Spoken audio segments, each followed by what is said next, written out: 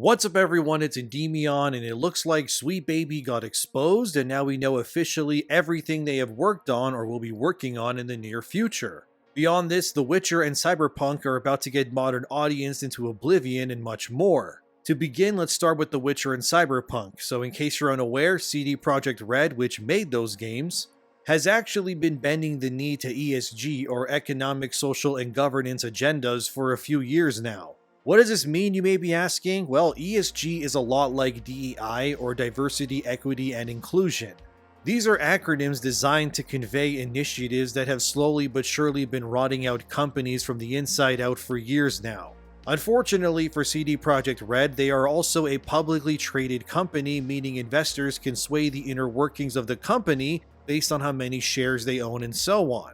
This is why when you played The Witcher 3, the game was predominantly authentic in terms of its world design and more, because at the time, they weren't as heavily invested by DEI. Basically everyone in the game was a white European individual, which these days would never really happen ever because that's racist apparently. But obviously if you know anything about The Witcher, the series is based on the works of Andrzej Sapkowski, who is Polish himself.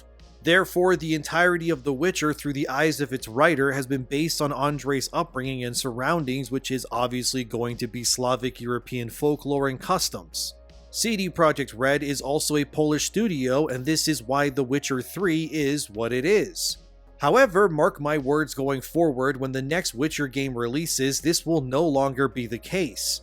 Suddenly, there will be tons of diversity because everything must reflect the real world these days. Which, if we're being honest here, kind of goes against the whole point of fantasy in the first place. If fantasy must adhere to the real world, then that means in turn that the fantastical world is no longer anything but a fabled allegory that has direct ties to the modern day, effectively ruining its entire point of existing in the first place. So do I have hope that The Witcher 4 or Cyberpunk 2 will be any good? I think from a gameplay perspective and world design, these games will likely be top of their class. However, that's never really been in doubt for me or others. But like Spiderman 2, which objectively has great combat, game traversal mechanics, and is technically sound all around, the complaints surrounding that game came down to its story and characters being complete dog water, and that's putting it lightly. And this brings me to the story. Sorry for the long-winded setup, but you needed to know some stuff before we got into this. So this comes from that Park Place and it's titled Sweet Baby Inc. Defender who says every lever must be pulled to push LGBTQ+ agenda announces she's joined CD PROJEKT RED. Mary Kenny of Insomniac, who worked on stuff like Spider-Man 2 and Miles Morales, who has also confirmed that she has worked on the narrative of the upcoming Wolverine game from Insomniac as well. We know this because it said so in her Twitter bio, and we also know that Mary Kenny here is a stalwart defender of Sweet Baby Inc. She has now confirmed here that she now works at CD PROJEKT RED. It reads, "Without further ado, it's time to announce my new job. Today was my first day as a senior writer at CD PROJEKT RED, best known for The Witcher series and Cyberpunk 2077. I can't wait to talk more about my project. I'm thrilled to be getting back into RPGs and my team is talented, welcoming, and just flat out cool. Here's to a new adventure." This would fill me with joy, but however, Mary Kenny here is about as woke as it gets when it comes to modern game development. Let's turn the sands of time back a little here to when Sweet Baby Inc. inadvertently started Gamergate 2 themselves. You all know the story of Kerbutus Rambo, who's a friend of the channel, getting his SBI detected, called out by Chris Kindred, who works at Sweet Baby Inc. And all of this exploded, and now Gamergate 2 is something that has been raging on ever since. During that saga, Mary Kenny here, who worked at Insomniac Games at the time, was throwing her hat in the ring and defending SBI from everyone calling for them to be removed from games entirely. Mary Kenny back earlier this year stated, and I quote, "Some of you don't seem to understand how narrative consulting on games works, but don't worry, I do. Yes, this is about Sweet Baby because I've worked with that team and they're one of the finest in the business. It starts with dev team has an idea, maybe they already have an outline of their story and a core gameplay loop. Maybe they got a whole script and a playable build, either way, something is missing. Could be any number of things, a character feels underbaked, maybe a whole faction, the backstory of a map has weak sauce world building. And no one on the team has time to do the research and brainstorming in order to make it cool. Maybe the dev team has gotten a ton of notes from publishers and executives on things that aren't working in the game. Maybe the notes are all internal, the team knows something is wrong but not how to identify or fix it. Wherever you are in development and wherever the notes are coming from, the problem is the same, something's wrong, and that the team can't figure out how to fix it. That's when you call Sweet Baby. This next part is key because some of you seem really confused. Narrative consultants do not get final say, and they don't override the core dev team and leads. It doesn't get into the game if we don't approve it. They consult, they do research, pitch ideas, give feedback, and maybe even write scripts. But none of that gets into the game unless the core dev team agrees with it. I'm going to keep saying that because it's key. Sweet Baby is not, nor is any consulting group coming in to wreck games. They're helping smooth out plots and deepen characters. They ease the burden on the core narrative team. They're additive in every way. And if the dev team disagrees with them on something, the dev team doesn't take the note. It really is that simple. So no, Sweet Baby did not kill your game. Of course, they had nothing to do with the layoffs, duh, they gave notes, pitches, advice, and research. The studio made the final call on what went in the game. If you have beef, it's with us, keep it with us, end quote. So Mary Kenny here is a defender and believer in Sweet Baby Inc. Remember that a lot of the time when SBI actually gets involved with projects as time goes on, it's because they know someone in one of these companies. It's no surprise that Wolverine has SBI attached, considering SBI also worked on Miles Morales and Spider-Man 2. And since Wolverine obviously stars a straight white male character like Spider-Man 2 also did, you can expect the main character to be sidelined about halfway into the story like they did with Peter Parker. Why do they do this, you may ask? It's simple. They know you won't buy a game about X-23 being Wolverine the same way you would buy a game with Logan as Wolverine. But if they can lure you in with fancy graphics and a cool battle system which shows Wolverine doing all of his stuff, then you go and buy the game and you start playing it. Eventually, partway through, they can introduce X-23, which is Wolverine's clone and is obviously a woman, and immediately switch the story to her being the main character over Wolverine. Effectively meaning that Sweet Baby Inc. gets what they want, which is of course your money, but they are able to steer the story and direction towards someone who is more diverse in their eyes. It's a catch-22 and it's very disingenuous. It's the same thing that was done with Spider-Man 2. They lure you in Peter Parker, then halfway through suddenly Miles Morales starts becoming the main character. Only for the story to end with Miles as the main Spider-Man going forward. They pulled a fast one on everyone and the reaction from the fan base was not very positive to say the least. This Mary Kenny person is obviously now working at CD PROJEKT RED. Now, of course, we don't know exactly what game she's working on at the studio as of right now. As we can see from this fancy graph that CD PROJEKT shared a few months back, as of April 30th, 2024, not a single developer there is working on Cyberpunk 2077 anymore. Which means that yes, the game is finished and there is no more support for it, which is fine in my opinion since it is a complete single-player game now. All the other codename games down there like Polaris, which is the codename for the next mainline Witcher game, as well as other stuff like Hadar and such, these are all side spin-off games being worked on within the Witcher universe to the best of my knowledge anyways.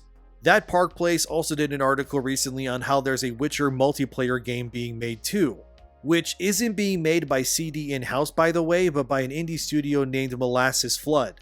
The codename for that game right now is Sirius, but I doubt Kenny is working on that because she is working directly at CD PROJEKT RED as a senior writer. But she could be, of course. My guess is she is either working on Polaris, which is the mainline 4th Witcher game, or she is working on the remake of The Witcher 1, which we already know is going to remove problematic elements from the game like the sex card minigame system. If you didn't know, in the first game, Geralt would get trading cards based on the women he slept with in the game, pushing players to seek out women to sleep with in order to complete their collections. Yeah, that system is not going to exist in the remake, which already means that the remake will be taking away things fans enjoyed from the original. This is what modern game remakes are, however, taking something beloved and then stripping it of all its edges until it's nothing but a sanitized product. And it worries me when it comes to Witcher because CD PROJEKT RED is clearly starting to go down the Insomniac games route. They will say that diversity is their strength and all of that, but objectively, it clearly isn't. Because without this moronic tenet guiding their company in the past, CD PROJEKT RED was very clearly capable of making games that resonated with people the world over regardless of skin color or creed. The reality is that I worry for the future of CD because I genuinely believe that they are a premier game development studio. But I'm also worried this push for ESG will ruin them and they really can't afford for this to happen, especially after the horrendous launch of Cyberpunk and more. The last thing CD Projekt needs right now is to lose consumer trust again. I can't fathom spending 3 or more years of dev time fixing Cyberpunk in order to win back fan trust, and then dumping all of that goodwill again because some investors want everything to be lame and gay.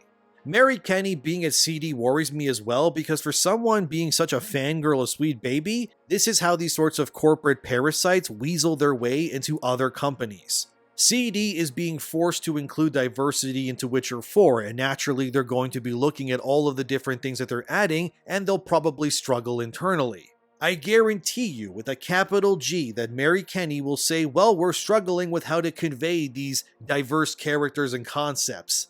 Maybe we should bring in someone who knows how to specialize in this sort of stuff. After all, I know a company that can help us with this very thing.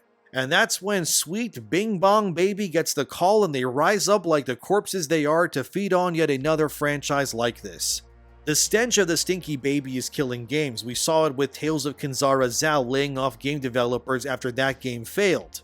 And by the way, side-scrollers, who are friends of this channel, found something very interesting about the layoffs over there at Zhao's game studio. Remember before I show you this clip that Zhao was pushed as a diverse game made by a diverse group with Sweet Baby involved. So who got laid off exactly? Well, watch this clip, because this is wild. I got something for you guys. As I was looking at this, I was going back to the boss over at this studio here. Mm-hmm. And this is, I'm not saying anything. I'm just saying I noticed something just caught my eye while I was looking at this. And I will let you guys make your own judgments, right?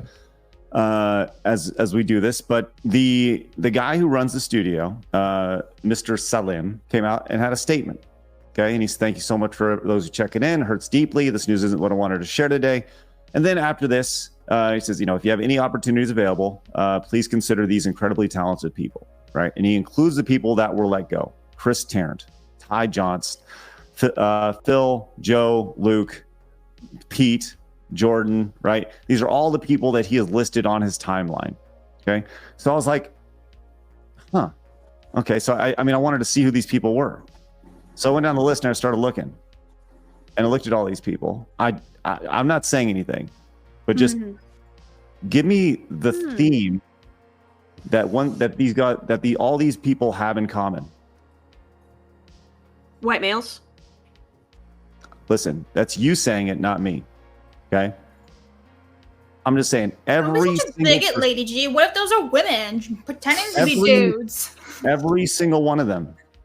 Every single person was a white guy. Look, I'm not drawing any conclusions outside of the information that's right in front of me, right? So take that for what it is. Crazy, right? Suspiciously, everyone who got laid off at Zhao's dev studio were all white male game developers. That's interesting.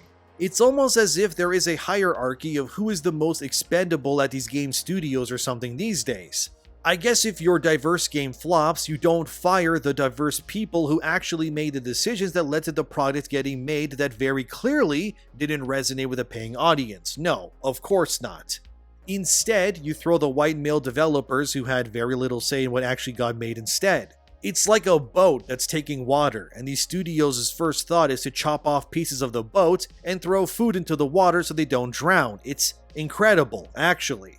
White people are clearly being treated like second-class citizens within game development. I wonder if and when CD Projekt does layoffs in the future at some point, who will get laid off? The non-binary black they-them, or the white Polish guy who's been working there for years that actually knows what he's doing? The mark of the Sweet Baby is akin to cancer at this point from a marketing standpoint. Nobody wants to buy these games, and I really don't blame them. For example, Flintlock: The Siege of Dawn is coming out soon, and nobody is talking about it. You probably don't even know what that game even is. That game is going to be dead on arrival. Mark my words, within 1 year, probably less to be real with you, it'll be on PS Plus and Game Pass. There's no way that game ends up being profitable whatsoever, and it turns out we know what other games that are Sweet Baby infected too. So this next story comes from another YouTuber named Smash JT. If you don't remember, Smash is the same YouTuber who got his real-life job contacted by Kotaku journalists trying to get him fired for compiling their works on his website. And now it turns out that IMDb, or the International Movie Database of all places, has accidentally leaked some future Sweet Baby Inc. projects before release. So, let's go look at that, shall we? One of the games confirmed to be Sweet Baby aligned and hasn't released yet is the new Indiana Jones game from Xbox. As we can see here, Sweet Baby is listed within Indiana Jones' credits, which I mean, it doesn't really surprise me really. Since in the original debut trailer, we had that now infamous game developer with the rainbow-colored shirt and the soy body telling everyone that Indiana Jones was being made for a modern gaming audience. This was confirmation already that something was stinky behind the scenes, and it turns out Sweet Baby's diapers are indeed being found in machine games over there while they're making Indy. So that game is now SBI infected. I wonder if people will actually buy that game knowing this. Especially considering that it is coming to PlayStation even though it's made by Microsoft Studios, mostly because Microsoft knows that Game Pass alone won't fulfill the cost of Indy's game development, and I mean, they're right. But once more people find out that SBI is connected to Indy, will they even buy this game? I guess time will tell. There's a whole list of games that are being worked on or have already been done by Sweet Baby that are listed here. In total, it's 39 games that were revealed here on this list alone. As you can see, stuff like God of War Ragnarok, Gotham Knights, Suicide Squad, Zao, Assassin's Creed Valhalla, which makes me believe that AC Shadows will absolutely be Sweet Baby infected at this point too. There's no way Shadows is not aligned with Sweet Baby. Come on, dude. Yasuke, a black samurai of all things, randomly being inserted as a main character in a Japanese Assassin's Creed game? Sweet Baby is absolutely involved. They're not listed here yet, of course, but I would bet some shiny schmeckles of my own money that they will be exposed eventually as to being involved. Because remember that Sweet Baby was founded by two ex-Ubisoft developers too, so them coming back to work for the same publisher they met at, it makes sense. This also makes me wonder if they're involved with Star Wars Outlaws 2. That wouldn't surprise me either, considering it's about an ethnically diverse woman with a knockoff Sigourney Weaver haircut shooting men in space.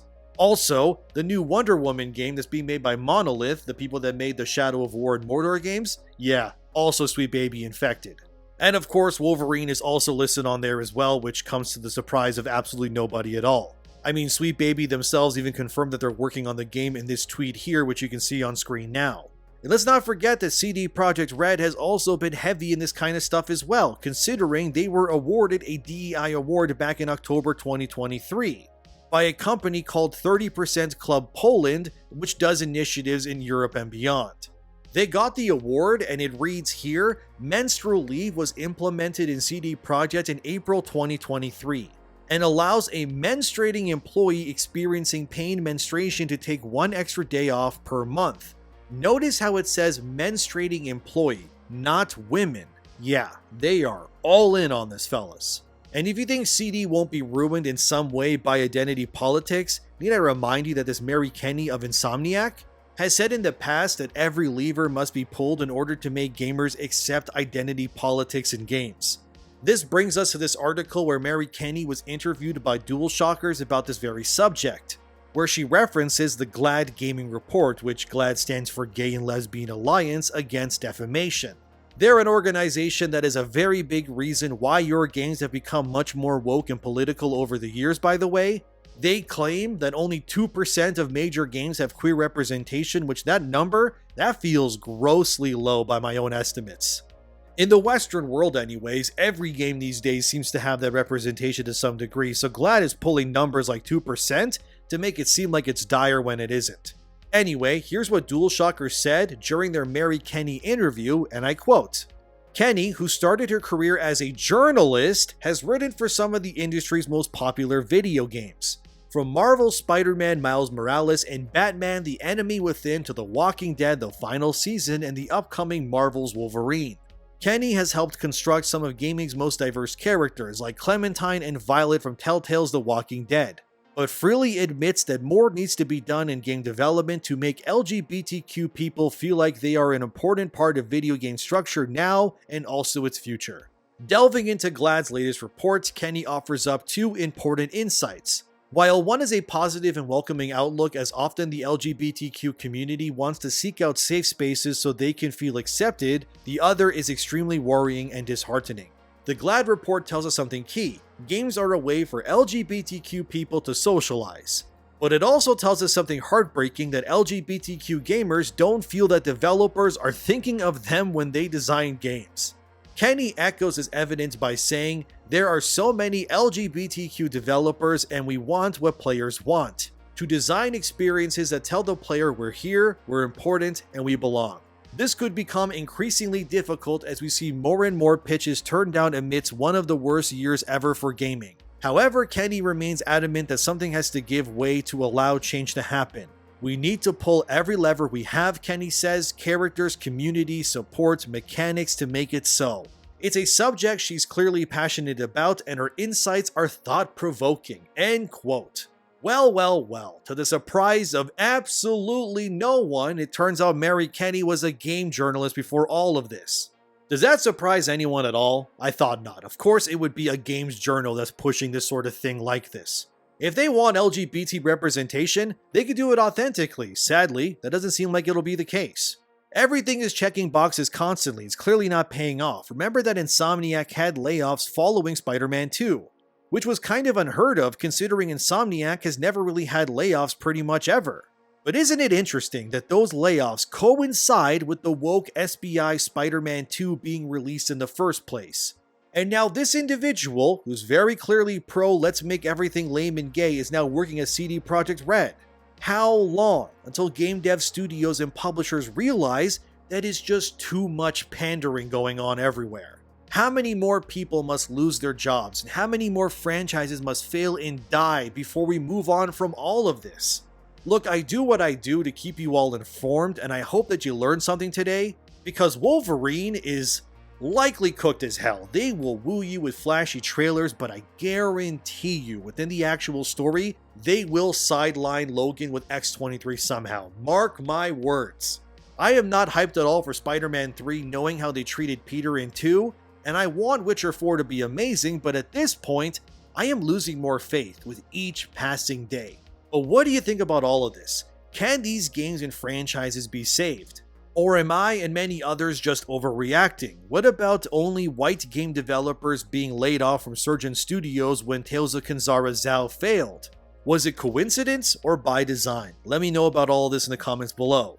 Thank you for watching, subscribe, like, and share the video, and a reminder that my memberships are now open if you want exclusive badges and emojis. It's $3 a month, I tried to keep it super low, so if you want to support the channel, that's one way to do it, thank you. Thanks to my patrons as always, and just thank you for being here. Don't lose hope, stay strong, keep pushing back, and I'll see you in the next one.